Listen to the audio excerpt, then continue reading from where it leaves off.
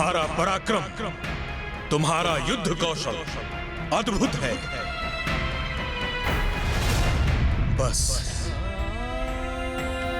इस बात का दुख है कि वो यहां नहीं है, तुम आठों के साथ।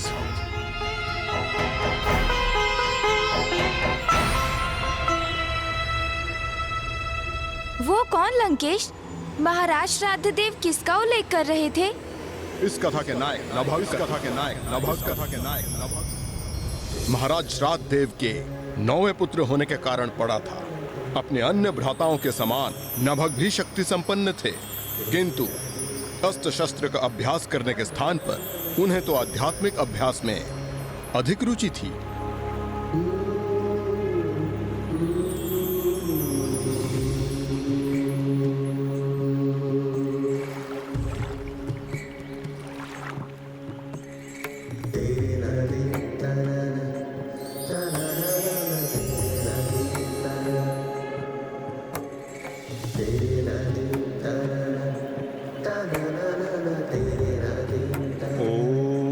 नमः शिवाय। ओम नमः शिवाय। ओम नमः शिवाय। ओम नमः शिवाय। ओम नमः शिवाय। ओम नमः शिवाय। इस प्रकार बहुत समय बीत गया और जब श्राद्धदेव वृद्ध हो गए तो राज्य का कार्यभार का दायित्व उनके 8 पुत्रों ने संभालना आरंभ कर दिया।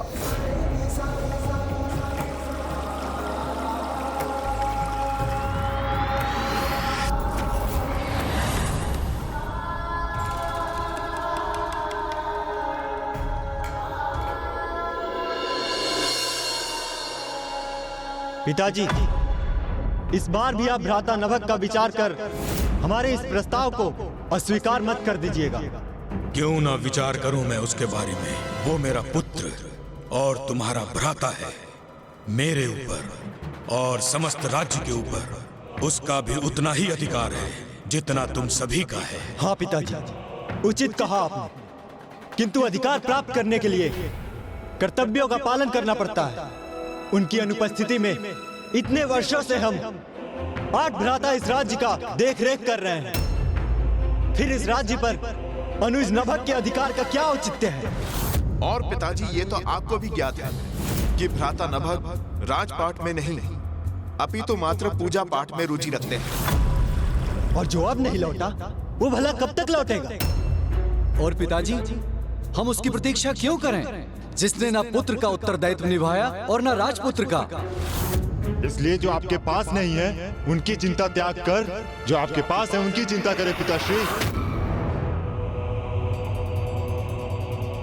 अपने राज्य को 8 भागों में विभाजित कर हम सभी भ्राताओं को सौंप दीजिए, जिससे हम सुचारू रूप से राजकाज के दायित्वों को संभाल सकें।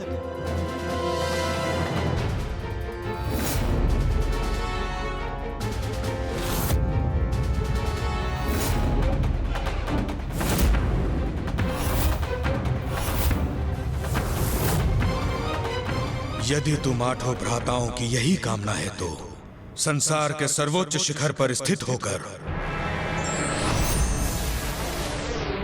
मैं मनु श्राद्धदेव संसार की सभी 8 दिशाओं को मैं तुम सभी 8 भ्राताओं में विभाजित करता हूं।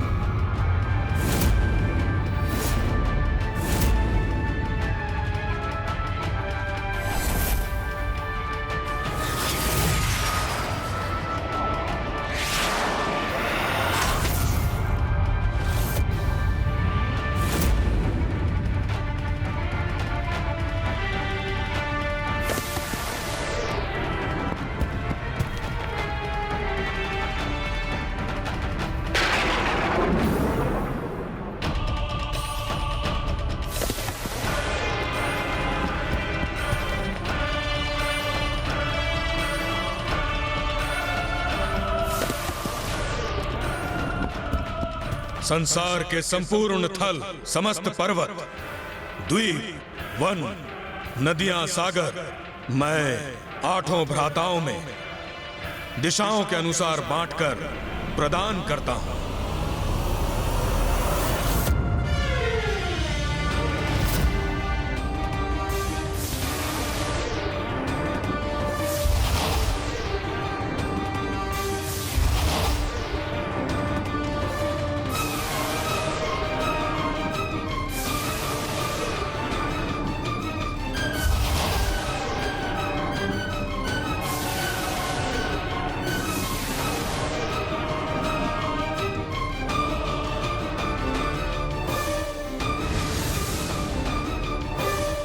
अर्थात उन्होंने अपने 9वें पुत्र नभग को देने के लिए कुछ शेष नहीं रखा।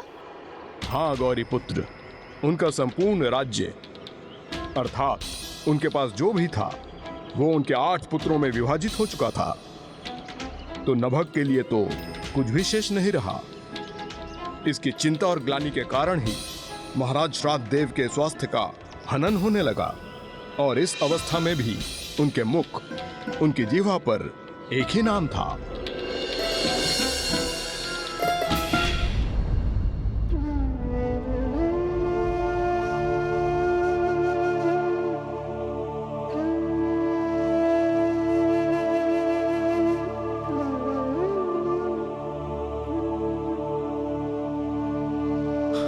नभग, नभग,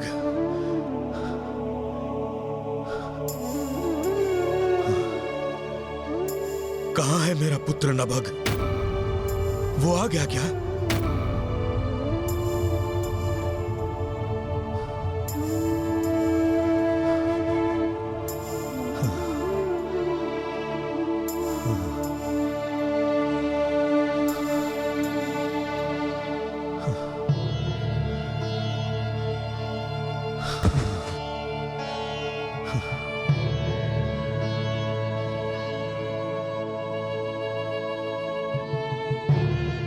पिताजी, हम सब आपकी सेवा करते हैं, किंतु आपके मुख पर एक ही नाम रहता है, हमारे उस अनुज नभग का।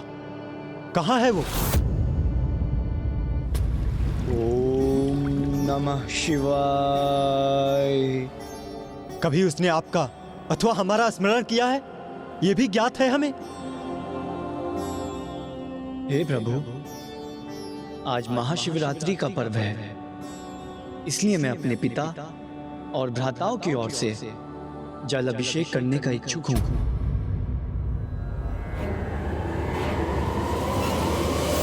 ओम त्र्यंबकं यजामहे सुगंधिं पुष्टिवर्धनम् उर्वारुकमिव बंधनान् मृत्युर्मुक्षीयमामृता। पिताजी, हमें तो प्रतीत होता है कि नभग हमें पूर्णतया भूल ही चुका है। वो कभी हमारा कुशल क्षेम जानने नहीं आया, ना ही आकर उसने कभी आपकी दशा ही पूछी कि आप कैसे हैं। ओम नमः शिवाय। हे प्रभु, कृपा कर मेरे इस जल अभिषेक का फल मेरे पिता और मेरे भ्राताओं को प्रदान करें।